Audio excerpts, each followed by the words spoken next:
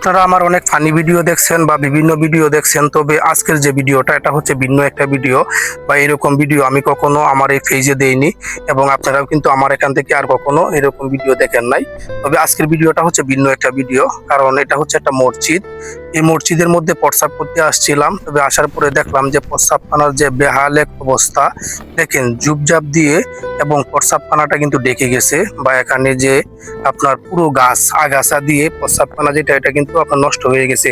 আমাদের এলাকার প্রত্যেকটা মানুষই কিন্তু এখানে এসে নামাজ পড়ে এবং সকালবেলা কিন্তু এটা মক্তব শুরু হয়, বা যারা ছোট বাচ্চা আছে তারা কিন্তু মাদ্রাসায় আসে। তবে এটা কিন্তু একটা বেহাল অবস্থা যে আমাদের এটা কিন্তু একটা মসজিদের মধ্যে কিন্তু আমরা সকলে নামাজ পড়তে আসি এবং এখানে প্রস্রাব করার জন্য অনেকেই কিন্তু আসি। তবে এই প্রস্রাবখানাটা কিন্তু এখনো কেউ ঠিক করেনি। তবে আমি হঠাৎ করে আমার চোখে পড়ে গেল প্রস্রাবখানাটা যে একটা বেহাল অবস্থা।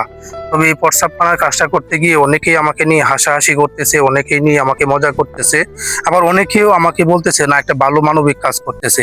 তবে আশা করি সকলেই ভিডিওটা প্রচুর পরিমাণ শেয়ার করে ছড়িয়ে দিবেন, যাতে ভালো কাজের পাশে ইনশাল্লাহ মানুষ সবসময় থাকে, এটার প্রমাণ হয়ে যায়। তবে আজকের এই ভিডিওটা দেওয়াটার কারণ হচ্ছে যে একটা মসজিদে একটা প্রস্রাবখানা এই একটা বেহাল অবস্থা, কারণ এখানে কেউ কোনো খোঁজখবর নেয় না এবং যার মতন প্রয়োজন সেখানে প্রস্রাব করে চলে যায়। তবে যে বর্ষাকাল, বর্তমান বর্ষাকাল, এই বর্ষাকালের মধ্যে কিন্তু সাপের যে আনাগোনা আমাদের গ্রাম অঞ্চলে বা বিভিন্ন অঞ্চলে, গ্রাম অঞ্চলে কিন্তু সাপের আনাগোনাটা বেশি চলে। তবে এই সাপের যে ঝুঁকিপূর্ণটা এখানে যদি মনে করেন এমনও হতে পারে একটি মানে দুর্ঘটনা ঘটে যেতে পারে, তার কারণেই কিন্তু যে আমাদের পক্ষ থেকে বা আমার পক্ষ থেকে এই কাজটা করা বা এটা পরিষ্কার করে দেওয়া হচ্ছে। বা যে পানির যে ট্যাপটা দেখেন এখানে কিন্তু অনেক ময়লা, অনেক আবর্জনা জমে গিয়েছে, আমরা কিন্তু এটি পরিষ্কার করে দিয়েছি।